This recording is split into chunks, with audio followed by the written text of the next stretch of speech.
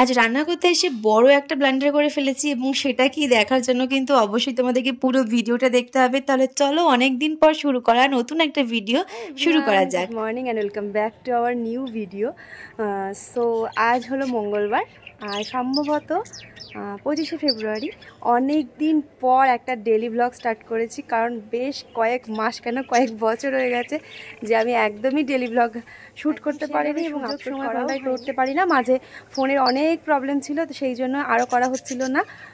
তারপরে অনেক দিন চলে গেছে, করব করেও করা হচ্ছিল না। আজকে একটু ফ্রি আছি, ভাবলাম চলো এখন থেকে ভিডিওটা স্টার্ট করছি। চলো ভিডিওটা কন্টিনিউ করো, আশা করছি তোমাদের ভিডিওটা ভালো লাগবে। আর আজকের ভিডিওতে যতটা চেষ্টা করব যে আজকে বাড়িতে আছি কতটা কি শেয়ার করা যায়। আর মেনলি মানে 1 উইক পর আমার দেওরের বিয়ে আছে, তো আজকে ওকে আইবুড়ো ভাত খাওয়ানোর একটু পর্ব রয়েছে, তো সেই জন্য বাড়িতে রান্নার প্রিপারেশন চলছে। আর আমি একটু ছাদে এসেছিলাম, তাই ভাবলাম যে চলো এইবার তাহলে দেখে নিই যে আজকে দেওরের আইবুড়ো ভাত উপলক্ষে আমাদের বাড়িতে কি কি রান্না হচ্ছে। এইখানে দেখো আমি আমার কাজ কিছুটা গুছিয়ে রেখেছিলাম। এই প্লেটগুলোতেই আজকে ওকে খেতে দেবো। আর এই প্লেটগুলো না আমি আমার বিয়েতে পেয়েছিলাম একটা ডিনার সেটের। এখানে 2-3 রকমের সেট থেকে মিক্স করে রাখা আছে, যেগুলো প্রয়োজন শুধু সেগুলোই নিয়েছি। আর এখানে দেখো মশলাগুলো সব রেডি। আর রয়েছে এখানে পাঁপড় ভাজা, পাঁপড় ভাজাটা মা আগেই করে রেখেছিল। এইবার চলো দেখে নিই যে আর কি কি রেডি রয়েছে। সো এখনও তো তোমাদেরকে বলাই হয়নি যে আজ আমাদের বাড়িতে কী কী মেনু হবে। এইবার বলি তাহলে চলো। আজ আমাদের বাড়িতে মেনু হবে ফ্রাইড রাইস আর চিকেন, তার সাথে তো চাটনি, পাঁপড়, মিষ্টি এগুলো রয়েছেই। আর কি কি হবে আর কি কি ভাবে ওকে সাজিয়ে দেওয়া হবে সেটা অবশ্যই দেখাবো তোমাদেরকে একদম এন্ডে। তাহলে দেখো এখানে মোটামুটি ফ্রাইড রাইসের প্রিপারেশন চলছে। ফ্রাইড রাইসের চালটা যেহেতু আগেই আনা ছিল, তো সেই জন্য চালটা আগেই মা ভিজিয়ে রেখেছিল। আর এখানে ফ্রাইড রাইসের যে ভেজিটেবলটা সেটা ফ্রাই করে নেওয়া হচ্ছে। আর এই কাজগুলো গুছিয়ে রাখলে না জিনিসগুলো তৈরি করতে অনেক বেশি সহজ হয়ে যাবে এবং অনেকটা সময়ও কম লাগবে। মাংসের জন্য আলুটাও ভেজে রাখা হয়েছে, কিন্তু মাংসটা তখনও এসে পৌঁছয়নি, তো সেই জন্য একটু ওয়েট করছিলাম যে মাংসটা কখন আসবে, কখন আমরা এইগুলো সব গোছানো স্টার্ট করে দেবো। কারণ সময়ের মধ্যে ওকে আবার খেতেও দিতে হবে, আর ও এসে বসে থাকবে সেটা একদমই খারাপ দেখায়। যেহেতু সামনে ওদের অনুষ্ঠানটাও এগিয়ে এসেছে, আর ওর আজকে আমাদের বাড়িতে লাস্ট আইবুড়ো ভাত খাওয়া।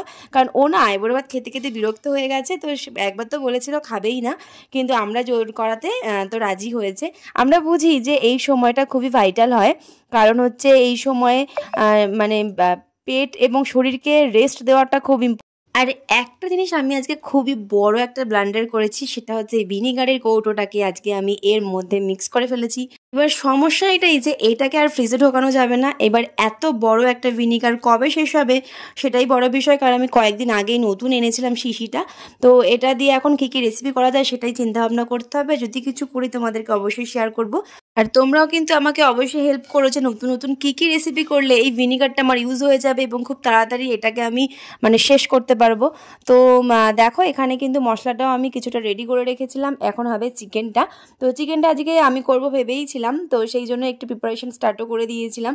আর একদিকে রান্নাবান্না আমি হয়তো অতটা বুঝিও না এবং অতটা ভালো করে গুছিয়ে করতেও পারি না, কিন্তু যেটা আমি করি সেটা ভালোবেসে করার চেষ্টা করি। তো সেই জন্যই আজকে আমার ইচ্ছে হয়েছিল যে আজকে চিকেনটা আমি করব, যেহেতু রাইসটা মা করছিল এবং রাইসটা মা ভীষণই ভালো করে।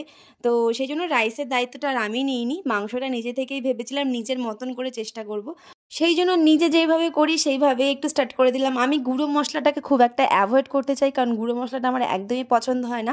কারণ আমি আমার মা, ঠাকুমা এবং দিদাকে দেখেছি যে সবসময় গোটা মশলা শিলে বেটেই মাংস রান্না করতে, এবং আমার পিসি এখনও করে। আমার পিসি যখন চিকেন করে সেই চিকেনের কালার আর ফ্লেভারটাই একটা অন্যরকম আসে, অসাধারণ খেতে হয় সেটা, যদিও সেটা হয় কাঠের উনুনে। তো এখানে আমরা সেটা পাবো না জানি, তবুও কিন্তু মশলাগুলো তো অ্যাড করতেই পারি। গুঁড়ো মশলা দিয়ে মাংস করলে না সেই ফ্লেভারটা আসে না, যেটা আমরা গোটা মশলা শিলে বেটে করলে আসে। তো শিলে বাটা সম্ভব নয়, যেহেতু খুবই পরিমাণে অল্প ছিল জিনিসটা। তো সেই জন্য ওগুলো একটুখানি ভিজিয়ে আমি আজকে মিক্সিতে পেস্ট করে নিয়েছিলাম। তো আশা করেছিলাম যে অন্য দিনের থেকে একটু হলেও অন্যরকম হোক, তো জানি না সেটা লাস্ট অবধি হবে কি না। তো ফাইনালি কিন্তু যেহেতু আজকে চিকেনের পরিমাণটা একটু বেশি ছিল, আমার মানে কষাতে একটু সমস্যা হচ্ছিল, যেহেতু আমি সবসময় তো করি না, তাই পরিমাণ সম্পর্কে আমার অতটাও আইডিয়া নেই। তবুও আমি একটু চেষ্টা করছিলাম নিজে নিজে করার। বাট নিজে নিজে করলে কি হবে, এক হাতে ফোন, এক হাতে করা, আর এক হাতে আমাকে সাঁড়াশি নিয়ে ধরতে হবে। তো এই জিনিসটা আমার একটু প্রবলেম হচ্ছিল, সেই জন্য ফোনটা আমি ঠিক জায়গায় রাখতে পারছিলাম না যে ফোনটা রেখে একটু ভিডিও ক্লিপিংস নেব। তো মশলাটা খানিকটা কষানোর পর আমি এখানে যে চিকেনটা ম্যারিনেট করে রেখেছিলাম সেই চিকেনটাকে এবার একটু একটু করে দিয়ে দেবো। তো সেটার জন্য আমি এক পিস করে দিচ্ছি দেখে তোমরা হয়তো ভাবতে পারো যে হয়তো কোনোদিন রান্নাঘরেই যায় না। তো একদমই তাই, আমি একদমই রান্নাঘরে যাই না। যেটুকু করি সেটুকু আমার মন থেকে এলে তবেই করি, আর যেটুকু করি অবশ্যই সেটা ভালোবেসে করি। আর আমি একটু রসালো কষানো জিনিস পছন্দ করি।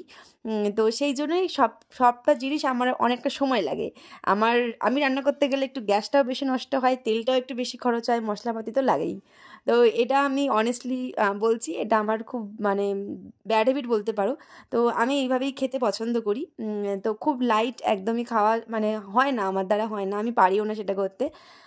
এখানে দেখো মোটামুটি রেডি। এইবার চলো ওকে আমরা কিভাবে সাজিয়ে গুছিয়ে দিই সেটাই তোমাদেরকে দেখাই। তো যেহেতু আজকে আমাদের খুব কম আইটেম রয়েছে, আর রাইস করলে মেনলি বেশি আইটেম প্রয়োজনই হয় না, তো সেই জন্যই কিন্তু আজকে ওকে একটু চিকেনগুলোকে আমি তুলে রাখছি ওর জন্য। ও কখন আসবে বুঝতে পারছিলাম না, তো সেই জন্য আগে থেকে আমি নামিয়েই আগে ওর জন্য আলাদা করে রাখছিলাম। কারণ হচ্ছে চিকেনগুলো মিলেমিশে গেলে যাই হোক গেস্ট এলে তাকে তো সেইভাবেই একটু আপ্যায়ন করতে হবে। তো দই আনা হয়েছিল, এখানে স্যালাড রয়েছে, আর চাটনি মিষ্টি এগুলো একটু গুছিয়ে দেবো। তার সাথে সাথে আরও অনেক কিছু আনা হয়েছে, সেগুলো দেখি কতটা গুছিয়ে দেওয়া যায়। দুটো প্লেটে যেহেতু দই দেওয়া হচ্ছে সেই জন্য ভেবো না, একটা প্লেট ওর জন্য। তো এইভাবেই একটু গোছাচ্ছিলাম, তখন একটু হালকা করে ক্লিপিংস নিয়ে রেখেছি। চলো এবার ফুল ভিডিওটা দেখা যাক যে আজকে আমাদের আয়োজনটা কতটুকু হয়েছে এবং ওকে আমরা ফাইনালি কিভাবে গুছিয়ে দিলাম। যেহেতু দেওরের বিয়ে, সেই জন্য আমার একটু হলেও তো টেনশন হচ্ছিল যে ওর পছন্দ হবে কি না, যেহেতু প্রথমবার আমাদের বাড়িতে আসছে, এবং প্রথমবার আসছে না, আমার বিয়েতে এসেছিল, তারপর আজকে প্রথমবার ওকে আমরা খাবারের জন্য ডেকেছি। ওর এই আইটেমগুলো পছন্দ হবে কি না সেটাও একটা ব্যাপার। তো পরে মেনলি জানলাম যে ওর চিকেন আর ফ্রাইড রাইস, পোলাও, বিরিয়ানি এগুলো খুবই পছন্দ করে। তো সেটা শুনে অনেক অনেক বেশি ভালো লাগলো, এবং ওর আজকের খাবারগুলো অনেক অনেক পছন্দ হয়েছিল। তো তোমাদের এই ভিডিওটা কেমন লাগলো অবশ্যই জানিও, যেহেতু অনেক অনেক দিন পর একটা এইরকম ডেলি ব্লগ ভিডিও আপলোড করছি। প্লিজ ভিডিওটা ধৈর্য ধরে দেখো, ভালো লাগলে অবশ্যই লাইক, কমেন্ট, শেয়ার করে দিও। ও আসার পর সেই রকমভাবে কোনো ক্লিপিংস নিইনি, কারণ সেটা আমার খুব লজ্জা লাগছিল যে ও কীভাবে নেবে ব্যাপারটাকে। তো যাই হোক, একটা ছবি দিয়ে দেবো, দেখে নিও। টাটা।